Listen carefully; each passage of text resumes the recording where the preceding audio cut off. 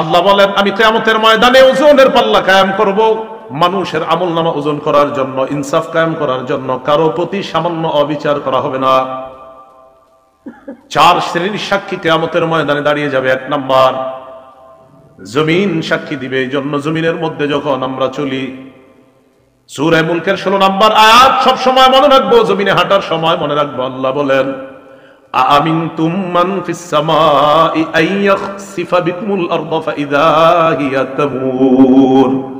তোমরা কি আসমানওয়ালার থেকে নিশ্চিত হয়ে গেছো যে জমিন তোমাদেরকে, জমিনের মধ্যে আসমানওয়ালা ধ্বংস করে দিবেন না, জমিনের নিচে ধসিয়ে দিবেন না, আর জমিন তোমাদেরকে নিয়ে থরথর করে কাঁপতে থাকবে, এই ব্যাপারে তোমরা নিশ্চিত হয়ে যেও না। আল্লাহ বলেন জমিনে যখন হাঁটো, জমিনে যখন চলো, তোমরা কি নিশ্চিত হয়ে গেছো? যেমনে অহংকার করো, ভাবসাবে মনে হচ্ছে যে জমিনের নিচে আল্লাহ ধ্বংস করে দিতে পারেন না, জমিনের নিচে আল্লাহ তোমাদেরকে ধসিয়ে দিতে পারেন না, এই ব্যাপারে কি তোমরা নিশ্চিত হয়ে গেছো? বলেন আল্লাহ চাইলে যে কোনো মুহূর্তে জমিনের একদম 1000 মাইল গর্তের নিচে আল্লাহ আমাদেরকে নিতে পারেন কিনা? তা আল্লাহকে নিশ্চিত হয়ে গেছো? বলেন জমিনের নিচে ধসিয়ে দেওয়ার ঘটনা অনেক আগে ঘটছে না কিছুদিন আগেও ঘটছে? তুরস্কে বাড়ি সহ গেছে না? তো 1 নাম্বার সাক্ষী হবে জমিন। সূরা জিলজালের 4 নম্বর আয়াত আল্লাহ বলেন ইয়াউমা ইযিন তুহাদ্দিসু আখবারাহা। সেদিন জমিন তার বৃত্তান্ত সব বলে দিবে। এটা হাদিস শুনেন খুব মনোযোগ দিয়ে। এই হাদিসটাও জমিনের উপর যখন চলবেন আর মাথায় রাখবেন। যারা অশ্লীল সিনেমা দেখেন, যারা অশ্লীল কিছু দেখেন, দেখার সময় এই হাদিসটা মাথায় আনবেন। কি কয় নবীজি দেখেন, তিরমিজি শরীফের 2429 নম্বর হাদিস। রাসূলুল্লাহ সাল্লাল্লাহু আলাইহি সাল্লাম এই আয়াত তেলাওয়াত করলেন, সূরা জিলজালের 4 নম্বর আয়াত তেলাওয়াত করার পর নবীজি বলেন আতাদরুনা মা আখবারুহা। তোমরা কি জানো জমিনের বৃত্তান্ত কি, জমিন কি বলে দিবে? সাহাবীরা বললেন আল্লাহ আর তার নবী ভালো জানেন। নবীজি বললেন ফাইন্না আখবারাহা আন তাশহাদা আলা কুল্লি আবদিন ওয়া আমাতিন বিমা আমিলা আলা যহরিহা আন তাকুলা আমিলা কাযা ওয়া কাযা ইয়াউমা কাযা ওয়া কাযা। নবীজি বলেন জমিন এইভাবে বৃত্তান্ত বর্ণনা করবে, আতুশাল অমুক এলাকার অমুক বান্দা ওই সময় এতটা বাজে অমুক দোকানের সামনে দাঁড়িয়ে টেলিভিশনের মধ্যে অশ্লীল সিনেমা দেখছে, মাবুদ আমি জমিন তার বিরুদ্ধে সাক্ষী দিয়ে দিলাম, তোমার কাছে বিচার চাই। সময় স্থান সব বলে দিবে জমিন। 2 নাম্বার সাক্ষী ফেরেশতা। সূরা ইনফিতরের 10 থেকে 14 নম্বর আয়াতে আল্লাহ বলেন ওয়া ইন্না আলাইকুম লাহাফিজিনা কিরামান কাতিবিনা ইয়ালামুনা মা তাফআলুন ইন্নাল আবরারা লাফি নাঈমিন ওয়া ইন্নাল ফুজ্জারা লাফি জাহিম। আল্লাহ পাক রব্বুল আলামিন বলেন তোমাদের সাথে সংরক্ষণকারী যত্নবান ফেরেশতারা আছে, তোমরা যা করো তারা তা দেখে। সম্মানিত লেখকগণ, আল্লাহ এরপর বলেন পুণ্যবানরা নেয়ামতে পরিপূর্ণ জান্নাতে থাকবে আর অপরাধীরা জাহান্নামে থাকবে। বলি নাউজুবিল্লাহ। এখন আমরা বাঙালি তো প্রশ্ন করে ফেলতে পারি, আল্লাহ বলছে সম্মানিত লেখকগণ থাকবেন, লেখকগণ কি করে? এটা কিন্তু বলে নাই লেখকের কাজ কি, কিন্তু এই আয়াতে তো আল্লাহ বলে নাই লেখে। অনেক লেখক আছে লেখে না। তো এইরকম মনে করেন বাংলাদেশিরা এই প্রশ্ন করেও ফেলতে পারে যে হুজুর আল্লাহ বলছে লেখকগণ থাকবে, তো লেখকগণ লেখবে এটা কই আছে? তো যেহেতু এরকম বলে ফেলতে পারেন, এই জন্য এই জবাব আল্লাহ কোরআনে দিয়ে দিছে। সূরা যুখরুফের 80 নম্বর আয়াতে এই জবাব আল্লাহ দিছে। আল্লাহ বলেন আম ইয়াহসাবুনা আন্না লা নাসমাউ সিররাহুম ওয়া নাজওয়াহুম বালা ওয়া রুসুলুনা লাদাইহিম ইয়াকতুবুন। তারা কি মনে করে তাদের গোপন কথা আর কানাকানি কথা আমি আল্লাহ জানি না? এমনটা কি তারা মনে করে তাদের গোপন কথা আর তাদের কানাকানি কথা আমি জানি না? আমি আপনাদের সামনে কথা বলতেছি, আল্লাহ এটাও জানি। আমি ওনার সাথে এখন কানে কানে কিছু বলবো, আল্লাহ এটাও জানি। আমি ঠোঁট বলা বন্ধ করব, বন্ধ করার পর আমি মনে মনে কিছু বললাম, আল্লাহ কয় এটাও শুনি জানি। তুমি ঠোঁট খোলো আর বন্ধ করো। হাদিসের মধ্যে আসছে, হাদিসে কুদসির মধ্যে আসছে, আল্লাহ পাক রব্বুল আলামিন বলেন বান্দা আমাকে যদি যাকারানি ফি নাফসিহি, বান্দা যদি মনে মনে আমারে স্মরণ করে, দেখেন আমি চুপচাপ আছি এখন, ঠোঁট বন্ধ, বিছানায় বালিশে মাথা লাগায় চিন্তা করলাম, আল্লাহর নিয়ে শুধু চিন্তা করছি, আমি কিন্তু ঠোঁট বন্ধ চিন্তা করছি, আল্লাহ কয় বান্দা তোমার চিন্তা দেখতেছি শুনতেছি, আমারে তুমি মনে মনে স্মরণ করছো। যাকারতুহু ফি নাফসিহি, আল্লাহ বলে যেই বান্দা আমারে মনে মনে স্মরণ করে আমিও তারে মনে মনে স্মরণ করি। আল্লাহ বলেন তাদের গোপন কথা আর তাদের কানাকানি কথা আমি কি শুনি না, আমি কি জানি না? তারা কি এমনটা মনে করে? না না, আমি সব জানি। শুধু তাই নয়, বালা ওয়া রুসুলুনা লাদাইহিম ইয়াকতুবুন, আমার ফেরেশতাগণ তাদের আমলনামা, তাদের কর্মকাণ্ড লিপিবদ্ধ করে নেয়। লেখেনি তো? লেখকগণ শুধু থাকে না, লেখেও। তাহলে বলেন সম্মানিত ফেরেশতা লেখকগণ তারা দেখে, বলেন ফেরেশতা, বলেন ফেরেশতাগণ দেখে, শোনে, লেখে। এখন আসেন, লেখা তৈরি করার পর একটা খাতা, এটা একটা খাতা, এটা একটা খাতা, এই খাতার মধ্যে লেখাগুলো তৈরি হয়ে গেছে, 1 পৃষ্ঠা 2 পৃষ্ঠা, ঠিক আছে না? এবার বন্ধ খাতা। এবার এই খাতা আমল নামা ফেরেশতাগণ আল্লাহর কাছে পেশ করবে কিয়ামতের ময়দানে। এই খাতাটা আল্লাহ বলেন সূরা বনী ইসরাঈলের 13-14 নম্বর আয়াত, وَنُخْرِجُ لَهُ يَوْمَ الْقِيَامَةِ كِتَابًا يَلْقَاهُ مَنشُورًا, আল্লাহ বলেন বান্দার জন্য আমলনামা আমি খুলে দিব, বান্দা তার আমলনামা খোলা অবস্থায় দেখতে পাবে, তাকায় দেখবে সব লেখা। এবার আল্লাহ বলবে ইকরা কিতাবা, বান্দা কি ঠিক আছে, পড়ো, সব নিজেই পড়ো। কাফা বিনাফসিকাল ইয়াউমা আলাইকা হাসিবা, যা করছো এটির হিসাবের জন্য তুমি যথেষ্ট। সূরা কাহফের 49 নম্বর আয়াতে আল্লাহ বলেন বান্দা যখন আমলনামা দেখবে, দেখার পর অনেক বান্দাদের অবস্থা হবে এমন, অপরাধী যারা তাদের অবস্থা কেমন হবে? আল্লাহ বলে ওয়া তারাল মুজরিমিনা মুশফিকিনা মিম্মা ফিহি, নবী আপনি তাকায় দেখবেন অপরাধীরা তাদের আমলনামাটার দিকে তাকায় ভয় পাইতেছে, ভয়ে থরথর করে কাঁপবে আর বলবে মালি হাদাল কিতাব লা ইউগাদিরু সগীরাতাও ওয়ালা কাবীরাতান ইল্লা আহসাহা। অপরাধীরা আমলনামার দিকে তাকায় ভয়ে ভয়ে চোখগুলা বড় করে তাকায় বলবে সর্বনাশ, এটা কেন আমলনামা, এটা আবার কেমন আমলনামা, ছোট বড় কোনো কিছুই ছাড়ে নাই। আমি রাতের অন্ধকারে মা বাবার দৃষ্টির আড়ালে আমার রুমের মধ্যে দরজা লাগিয়ে অন্ধকারের মধ্যে একা একই একটা অপরাধ করেছিলাম, এটাও দিয়ে এখানে লেখা ইল্লা আহসাহা। বলবে এটা কেমন আমলনামা, এটা সব লেখা, পুকুরে পানির নিচে ডুব দিয়ে কি করছেন সব লেখা। ওয়াজাদু মা আমিলু হাদিরা, সব পাবে। সূরা নাবার 40 নম্বর আয়াতে আল্লাহ বলেন ইয়াউমা ইয়ানজুরুল মারউ মা কদ্দামাত ইয়াদা, মানুষ যা আমল করছে সব দেখতে পাবে। ওয়া ইয়াকুলুল কাফিরু ইয়া লাইতানি কুনতু তুরাবা, কাফের বলবে হায় যদি আমি মাটি হয়ে যেতাম। কাফের কি বলবে? আমি যদি কি দেখা আমলনামা, বলেন কি দেখা? আসেন আগের কথা, আমলের প্রতিদান নির্ভর করে কিসের উপর? নিয়তটা ঠিক করেন, আল্লাহ বুঝার তৌফিক দান করেন।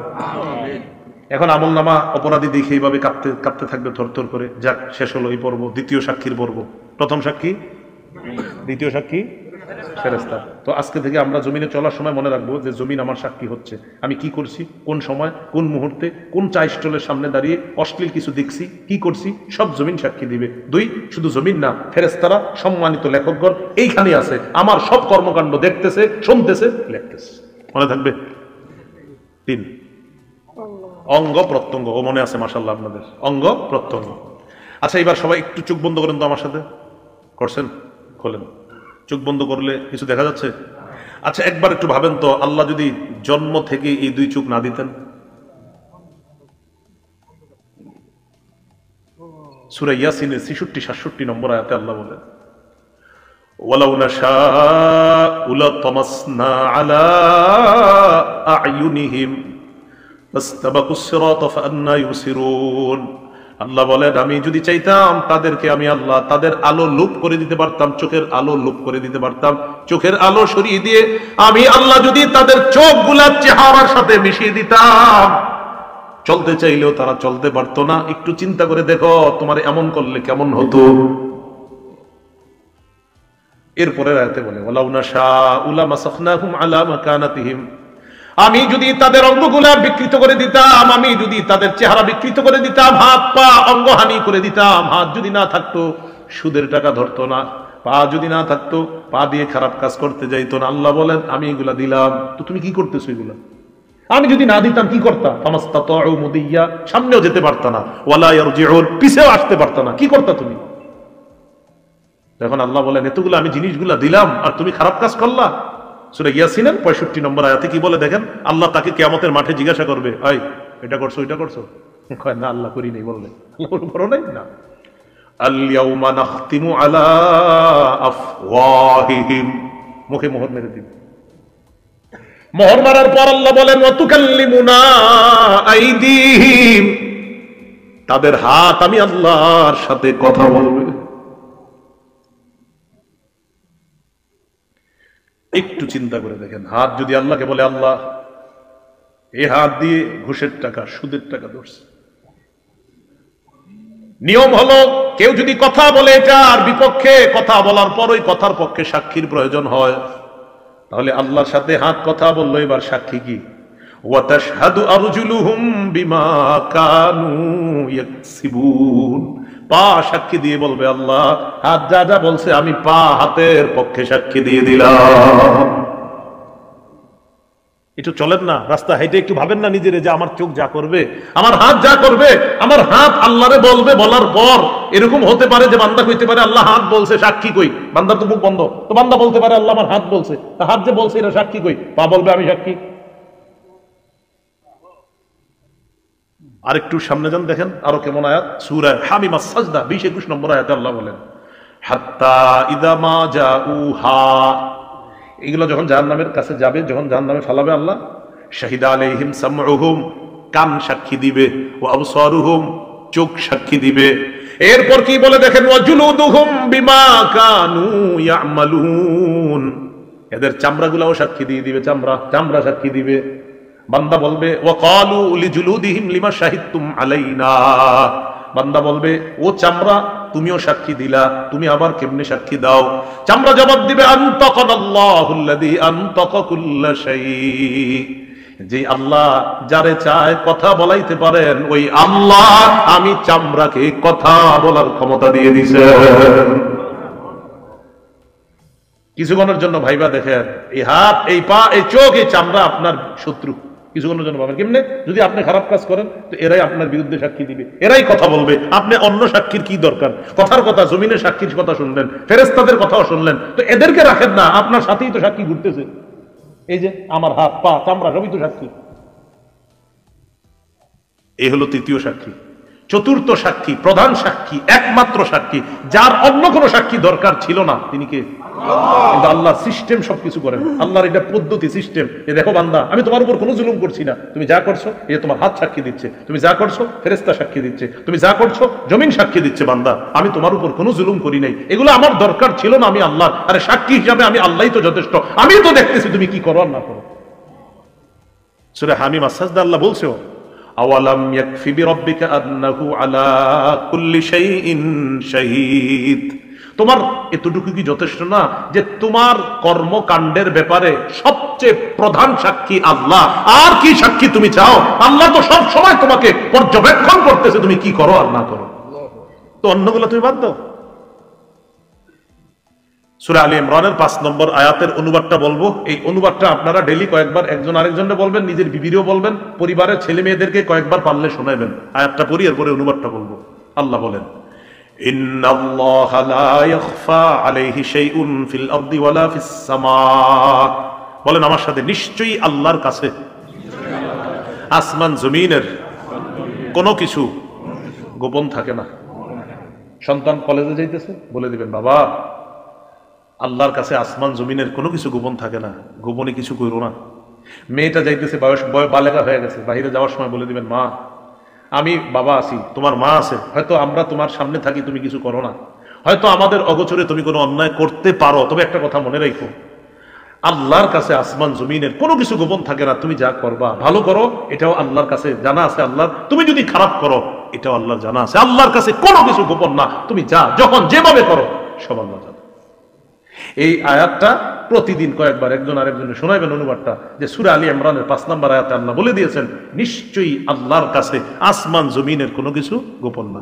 আমার দিকে সবাই তাকান একটু, চোখের দিকে, এই চোখ সামনের দিকে তাকায় রয়েছে, মাঝে মাঝে আর চোখে অন্য কিছু দেখি, এরকম হয় না?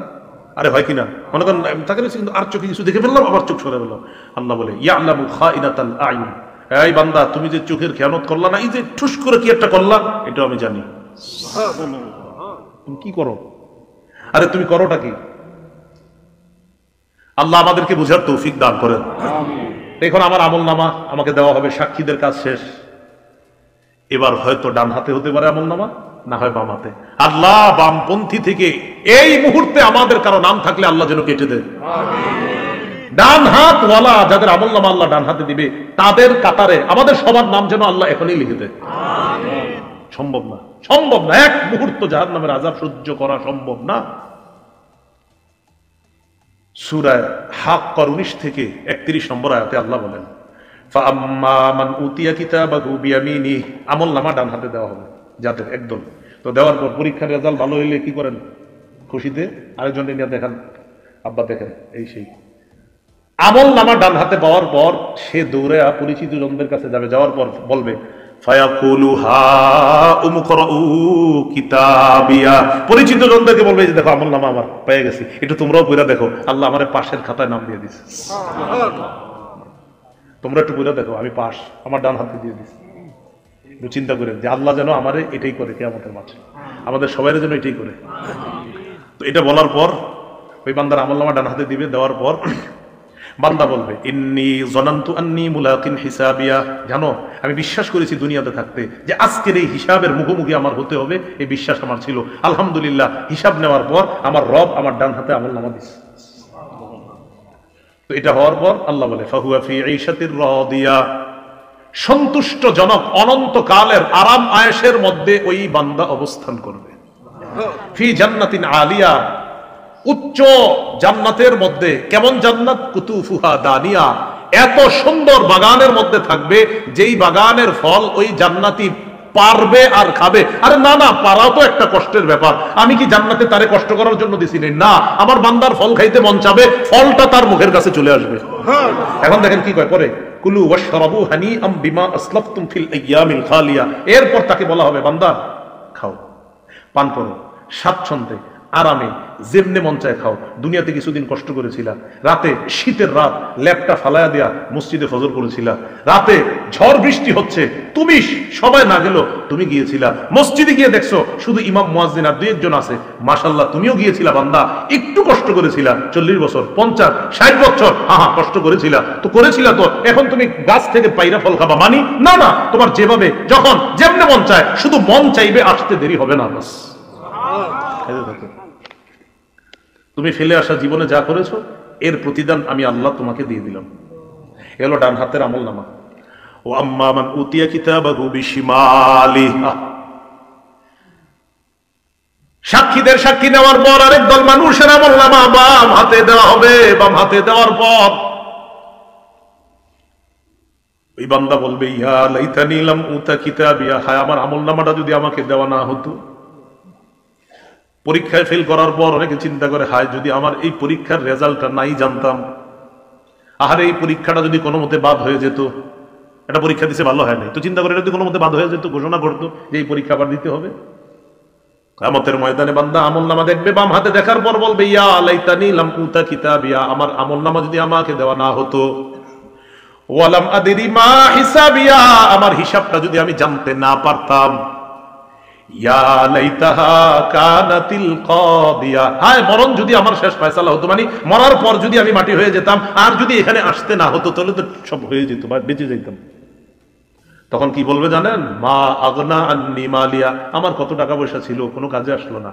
হালাকা আন্নি সুলতানিয়া, আমার কথায় মানুষ উঠতো বসতো, এটাও কাজে আসলো না, চলে গেল। আল্লাহ বলবেন খুজু, ফেরেশতাদেরকে বলবেন ধরো, ফাগুল্লু, এটারে বেরি পড়াও, সুম্মাল জাহিমা সাল্লু সুম্মা ফি সিলসিলাতিন যারউহা 70 যিরাআন ফাসলুকু,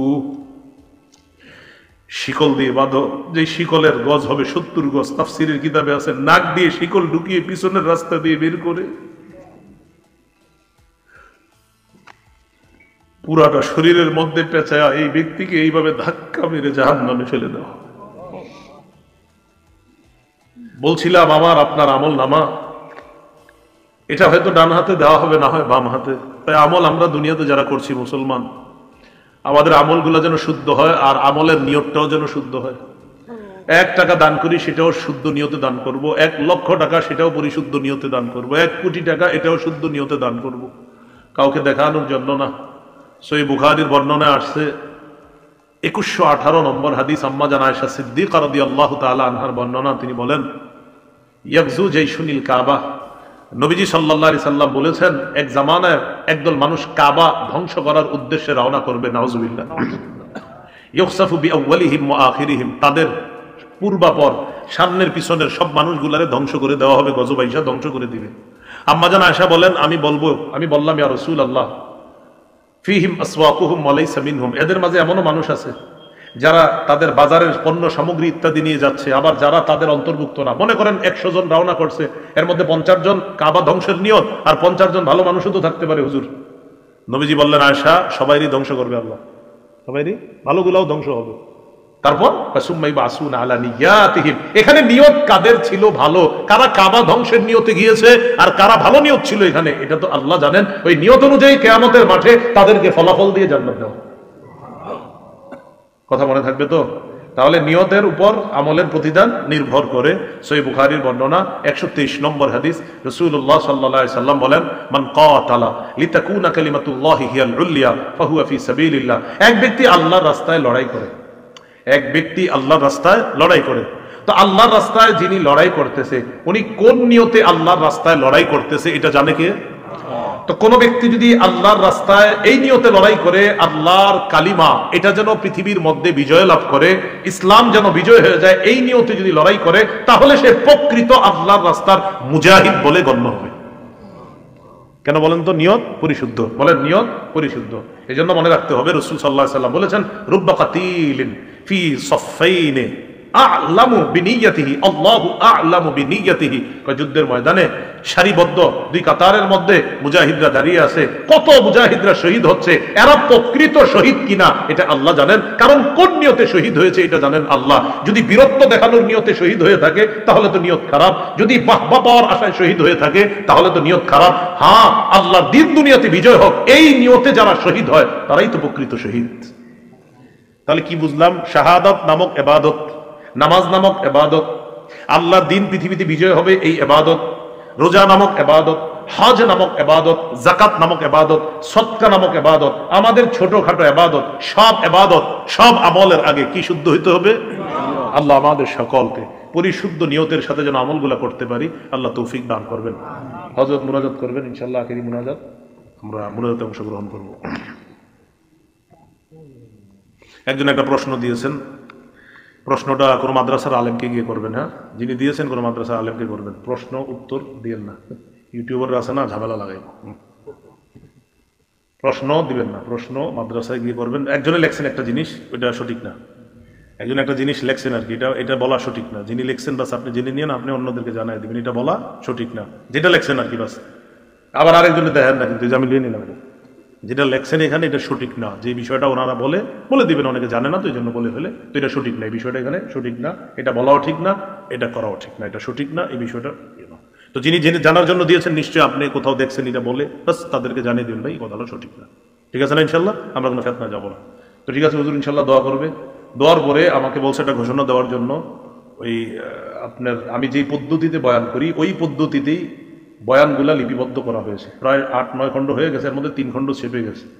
তো 2 খণ্ড মানে দ্বিতীয় আর তৃতীয় খণ্ড প্রকাশনী থেকে এরা মনে নিয়ে এসেছে, মনে হয় সামান্য কয়েকটা আছে, 10-12টা হয়তো আছে বা কম বেশি হতে পারে, আপনাদের কারো লাগলে নিয়ে নিতে পারেন। দ্বিতীয় খণ্ডে সুদ সম্পর্কে, হালাল হারাম সম্পর্কে, আর তৃতীয় খণ্ডটা হলো স্বামী স্ত্রীর একদম দাম্পত্য জীবন পূর্ণ অধিকার, যে কোরআন হাদিস সম্বলিত একজন স্ত্রী স্বামীর কাছে কতটা অধিকার পাওনা আর একজন স্বামী তার স্ত্রীর কাছে কতগুলো অধিকার পাওনা, এই বিষয়ে এখানে একদম বিস্তারিত কোরআন হাদিসের আলোকে আলেমরাও নিতে পারেন, সাধারণ যারা আপনারাও নিতে পারেন, আর কারো যদি হাদিস মুখস্থ করার নিয়ত থাকে আপনারাও নিতে পারেন ইনশাআল্লাহ। আল্লাহ তৌফিক দান করেন। হুজুর মুনাজাত করবেন ইনশাআল্লাহ, এরপর আমরা উঠবো।